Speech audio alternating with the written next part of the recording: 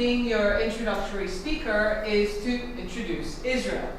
And what I want to do is to give you 5 key frameworks for understanding what Israel is, and hopefully as you experience everything that you experience in the next few days, this will help you make sense of it.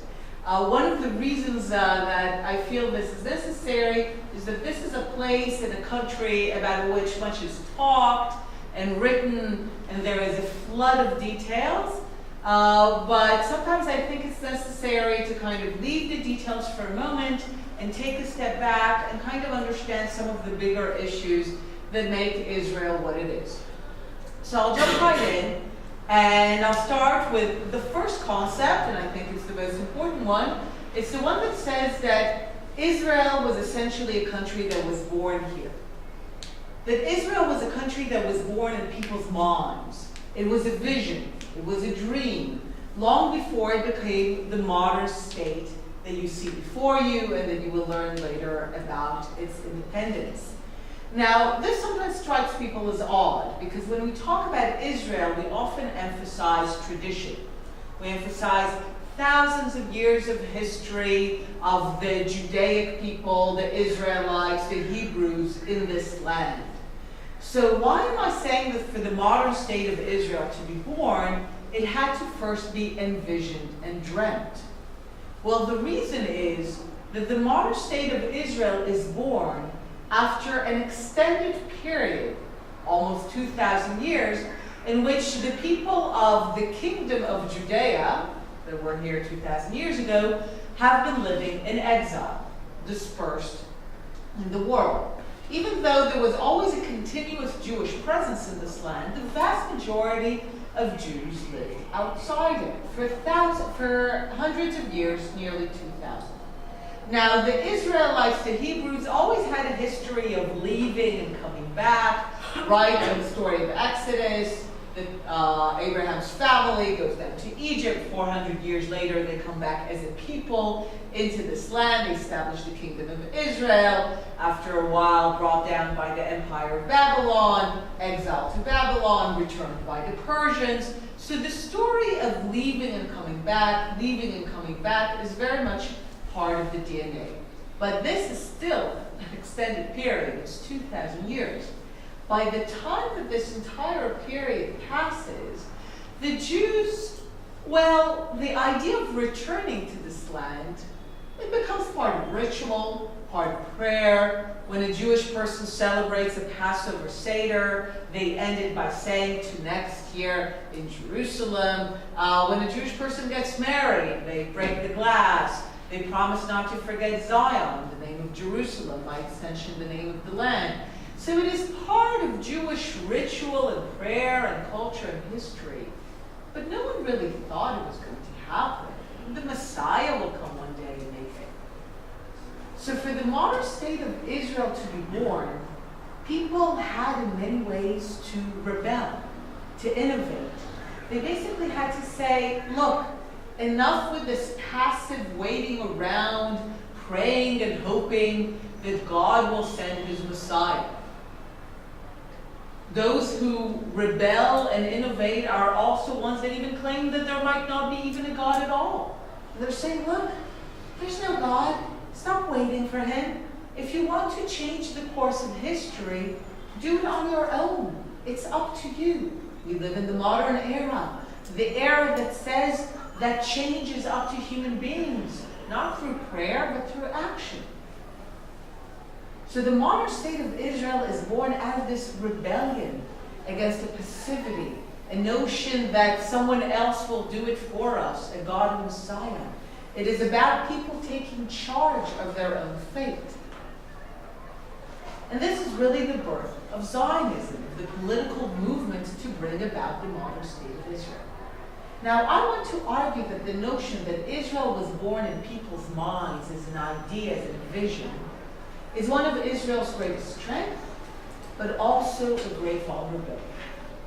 Why is it our greatest strength? Because we are all heirs to people who have made the impossible possible.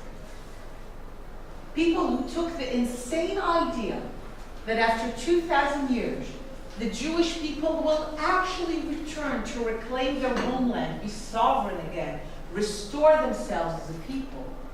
They took what really was an insane idea and made it real. They took action, they changed the course of history, and they made it happen. One of the most famous phrases of the person who's considered the visionary of the modern state of Israel, Theodore Herzl, you'll see his picture downstairs, when he wrote the book that ignited the movement, the rebellion, the change, he ended it with a very famous phrase. Every Israeli kid knows it. It says, if you will it, it is no dream. So it speaks of the dream. He knows that everyone thinks it's a dream.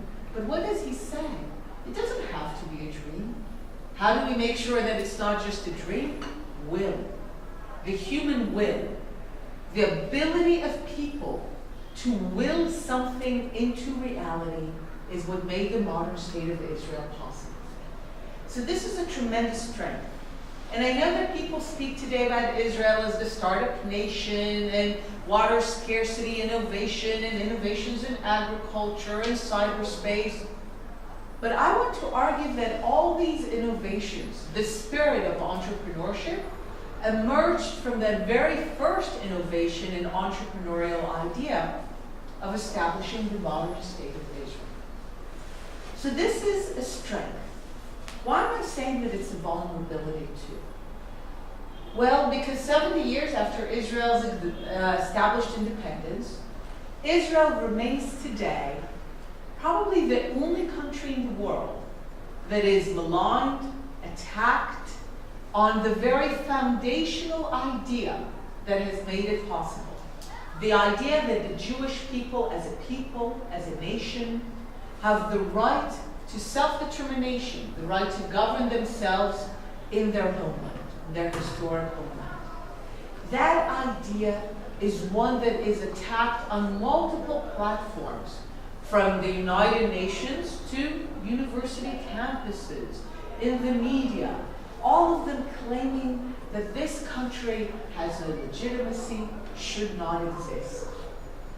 And I think that those who do it actually understand Israel better than almost anyone, because they understand the source of our strength. Many people think, okay, the source of Israel's strength is the obvious things. Look at the military, look at the economy. But I want to argue that those are not the sources of our strength, and not even our people, which would be the next obvious choice.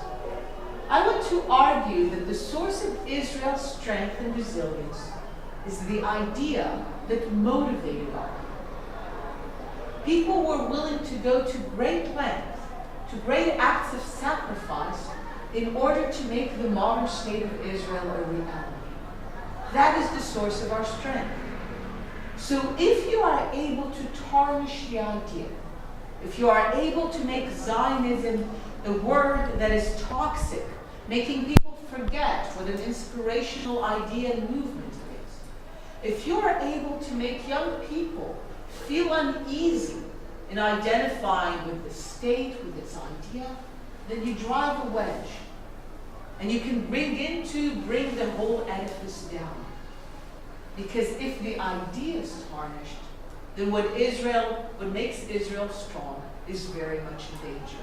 Everything else that we have, the military, the economy, and the people, cannot hold together if the idea doesn't stand. So that's the first concept that I want to introduce you to. The notion of Israel as an idea, first and foremost. An idea that came into being through will, an idea that is still, because of its power to change history, remains one that faces daily attack.